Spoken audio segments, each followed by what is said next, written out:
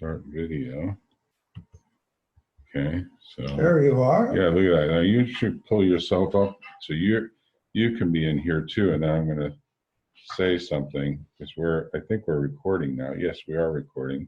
So pull yourself up a little bit, Walter. I'll move over a little bit because we're doing this in my office. Thank you, Walter, for being in my office. Your hair looks great because we're doing this for Stanford Medical School because we're in the throes of a pandemic as declared by the World Health Organization. So bugs are bad, and they're located throughout the United States. So we came to my office where we have a little studio set up in a conference room. Of course, you can see stuff on the whiteboard. We're getting ready for trial in a case. And I thought to myself, well, what we should do is make sure that we can make some points for the students who are going to listen to this recording with the view that they will be able to take advantage of what between us is 150 plus years of wisdom. Most of those years are yours. You know, you've got the medical wisdom and I've got the legal wisdom, and the goal is to keep these medical students out of both prisons and hospitals.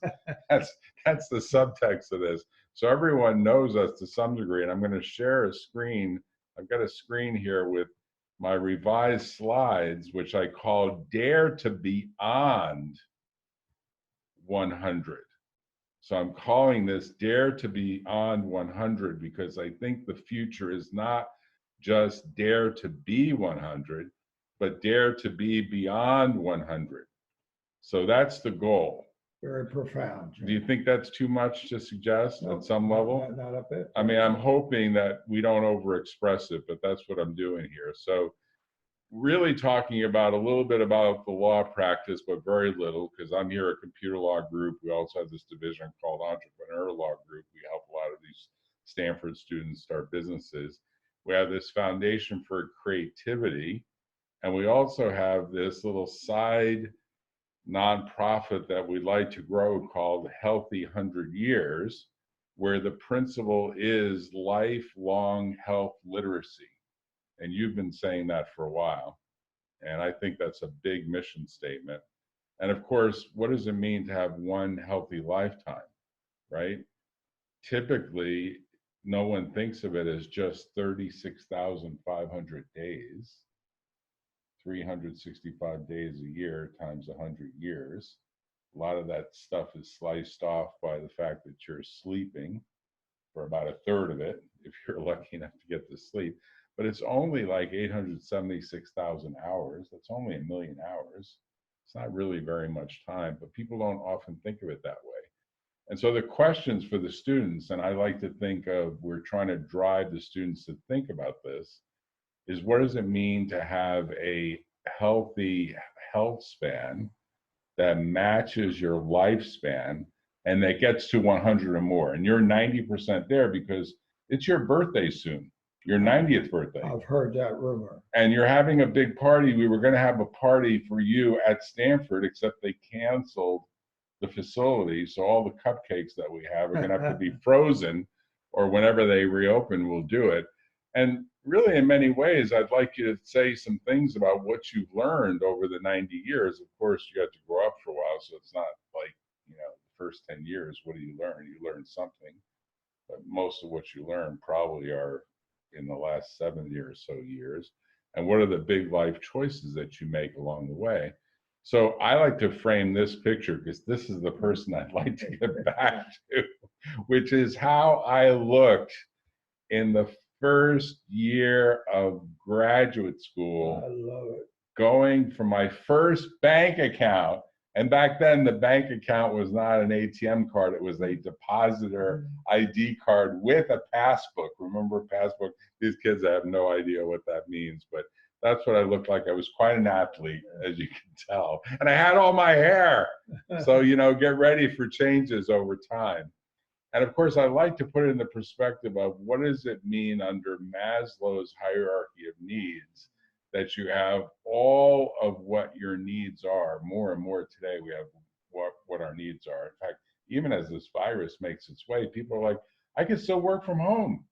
I could still do this presentation using electronics.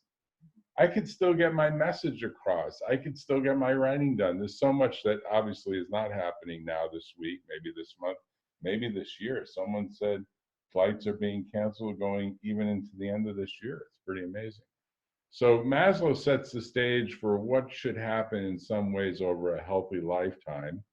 And of course, as we've said, a healthy lifetime really is at least 40 to 50 years of thinking, separate from sleeping, separate from all the other things that we do. What happens during all that thinking time? Well, some people claim they could think while sleeping and doing other things, but if you really think about it, the thinking time is limited. And you've accomplished like a dozen books and hundreds of articles during that period. So you're quite a productive machine there. And you're working on a new one now, right? I hear a rumor that I am. What is it? What are you working on? Tell the It's a students. book called Aging is Negotiable. Aging is negotiable. Makes it feel as though it's some biology, but a lot of it is choice, So a lot of it is lifestyle choice. lifestyle choice. Well, we should get into that a bit. But I think of it as during the 40 years that you're thinking, how are you thinking over that period about making yourself a better person? And I've reduced it to what I call the 7 essences. You've heard this before, but I refined it along the way to say some of the choices you make are about finding the right life partner, whether male, female, or otherwise, to share that 100 years with in a healthy way.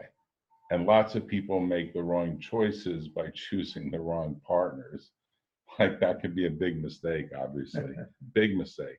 So the very first essence is you have to have your health. And if anything, this virus is demonstrating that people really are starting to understand how foundational health is. And I cite you for what I call the health quotient, because you want to be, and you want your life partner to be, both sane and sober, and a lot of other things that represents health. And of course, I like to say to people, about half the people that could be partners in life that you'll meet in life are immediately disqualified on this essence. So be aware, at least half of the qualified pool of people that you'll meet will not be right for you simply based on health quotient. They're either not going to be sane, they're not going to be sober, or they're not otherwise going to be healthy. So then there's a second essence, which I call emotional intelligence, and I cite Dr. Daniel Goleman for that, and I've given the citations here, and the students should be able to see these slides, is you'd like someone to be, and yourself to be, both sensitive and supportive. You'd like there to be some emotional intelligence along with good health. And I'm telling you, of the 50% left that meet the health quotient, at least 50% of that 50% is probably going to fail on this EQ factor. So finding the right person that's both healthy and emotionally intelligent is actually quite a challenge, because you'll be down to maybe the last 25%. And then the third level, and this is sort of a comment about emotional intelligence and health, they're kind of interrelated with each other. And if someone's not emotionally intelligent, they're probably burning through their health span lots faster than even their lifespan. And they may do it through alcohol, they may do it through drugs, they may do it through addictions like smoking or overeating, and we've got all of that in the US population. What are the latest numbers? 40% of the US population is obese or worse. And as a result of obesity, we've got all sorts of diabetes issues and a number of other problems that are raging through the current population, even worse than this virus, right? Well, it is said that we're living less long than we should for the first time in history. Yeah, it's crazy, right? In some ways. So the third essence, and a lot of people go to this as a first essence, but I like to think of it as a third essence, is intelligence quotient. You want someone who is both smart and savvy. That is, they're smart intellectually and they're savvy from a street point of view. For example, you just had a flight cancellation or a business meeting cancellation, or really a meeting of the Bortz lectures canceled due to this virus. And now you want to get a refund from Delta, but negotiating that requires some savviness. So you got to know how to put your foot down with Delta and say to them, give me a refund. Just don't give me a year to use the ticket. I may not want to use Delta. And, you know, they really do have to do that. So you're going to lose about 50% of that remaining pool. So now you're down to maybe the top 12.5% of people that have good health, high health quotient, high emotional intelligence quotient, high IQ quotient. Now, the Stanford students would probably say, oh, everyone at Stanford, just to get into Stanford, has all three. I don't know if that's really true. I don't know if I would say just getting into a good university means you have all three of these essences. And I like to suggest that everyone at Stanford should be trying to improve their health, improve their emotional intelligence, and improve their IQ, their intellectual curiosity, everything that goes with it, and not just be about grades. So in this class, which this is the final lecture for, the goal should be to say remain curious, because that's really what's going to keep your intellect sharp and keep the rest of you sharp. And certainly done that for you, because you're still regularly focused on reading, writing, and lecturing in the area of aging, right? It's a brilliant check. I love it. Do you like that? To make you say, wow, I wish I had this when I was a teenager. Mm-hmm. So then the fourth level is what I call the passion quotient. I used to call this something with an X, like X-rated. But I think of as, is the person that you're with, and are you both sexy and sensual, such that your passion quotient is high? A lot of people go to this first. I think that products on the market like Tinder and a bunch of other tools, it's immediately about PQ. It's far less about HQ or IQ or EQ. It's very much about, well, is this someone that you can get really excited about? I'm suggesting here that's probably a fourth level interest that one should have, both from the point of view of finding a life partner, as well as in your own sense of how are you sexy, are you sensual? But you're going to lose about half of the remaining 12% in this category. So you're down to like the last 6 or 7% of whatever number of people you meet that could become your life partner. And for many, many people, they go to this first, and I've had men say to me when we get to this fourth level, find me someone with 4 of these 7, and I don't care what the next 3 are. But I have to tell you, I think as you get older, you start realizing that life is far more than just health and emotional intelligence and intellectual curiosity and passion. And you start to realize there's a bigger picture to life.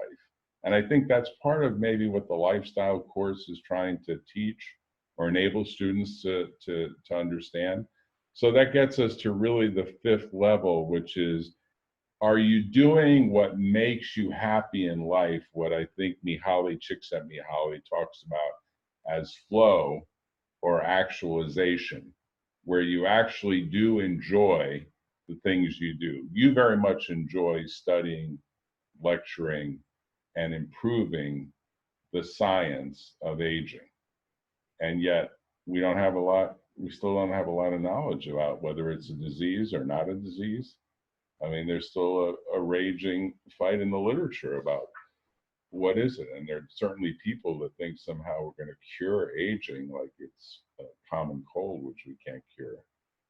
Is that your view? No, I retreat into thermodynamics. I base my personal philosophy a lot on energy management. Yes. And I think that's what your lecture today is all about, energy management. There are some people that say everything in life is about energy and information, and how information is used to enhance the way energy is managed over time. And maybe over time is the big thing that hasn't been inspected in a big way, right? So this idea of actualization, I have to tell you, a lot of students I see They don't have the foggiest idea if they made the right choice to even become either a lawyer, a doctor, or an Indian chief. And oftentimes that generates a much larger conflict for them than almost anything else that's out there. And Mihaly has a website called Pursuit-of-Happiness, which has a lot of these principles of what does it mean to get into flow where your skill level is matched or partially unmatched by the challenge level so that you're neither anxious nor bored. You're actually flowing and enjoying it. And he drives these pictures that are meant to say, flow feels like you have sort of this perfect immersion. You're perfectly present. You have full control. It's like skiers that have perfect runs down 8,000 feet of mountain, or a golfer that hits a goal in, a goal in one, a hole in one, or any of these things that cause people to feel as though they're surfing above anxiety, above boredom, below anxiety, and in this channel where challenge is meeting skill and skill is meeting challenge, and both are enhancing each other over time so that you're not choking with a workload, you're on top of a workload, and you feel really good about what you're doing. Lots of people in life do not get this sense of flow. And that's a shame because a lot of life is very much about achieving flow. I think people who really do enjoy their lives know how to master flow. And getting that mastery to occur, and the reason I've included all these slides is for a lot of people, getting to flow is something they don't even appreciate that they should be doing in their work life. In their work life. So when you're writing in your study and everything is clicking for you, I'm sure you feel this sense of complete mastery and no sense of how much time has passed. Maybe the minute you get that is when you have to go to the bathroom and realize you've been sitting and writing longhand for 5 or 6 hours. Although you do it on a computer now, right? Mm-hmm. You do it with dictation on a Mac, right? Which changed from the way you used to do it with yellow pads, right?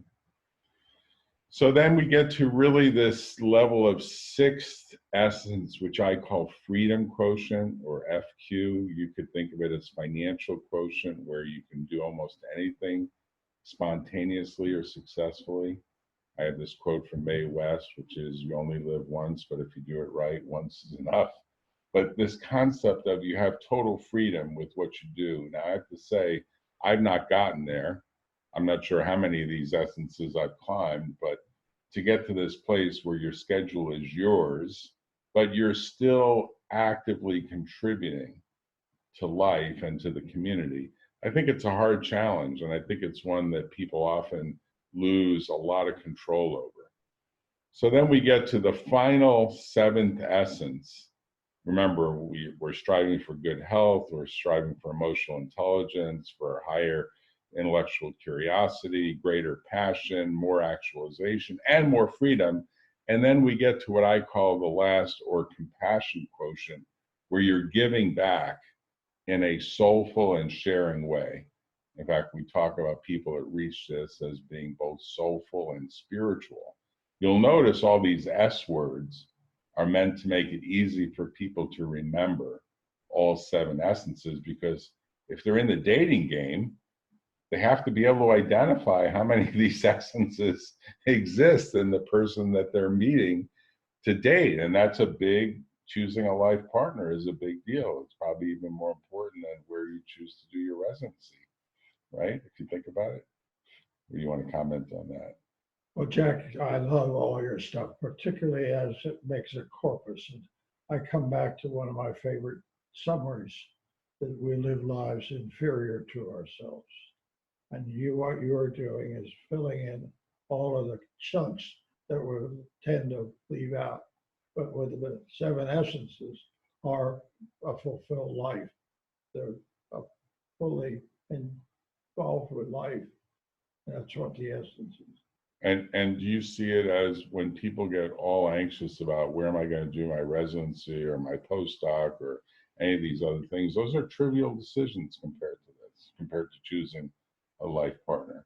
They probably put in far more time figuring out what schools to go to than they do studying what does it mean to match or not match with the We right person. misallocate our energy expenditure. It's amazing, right? It's amazing how much misallocation there is.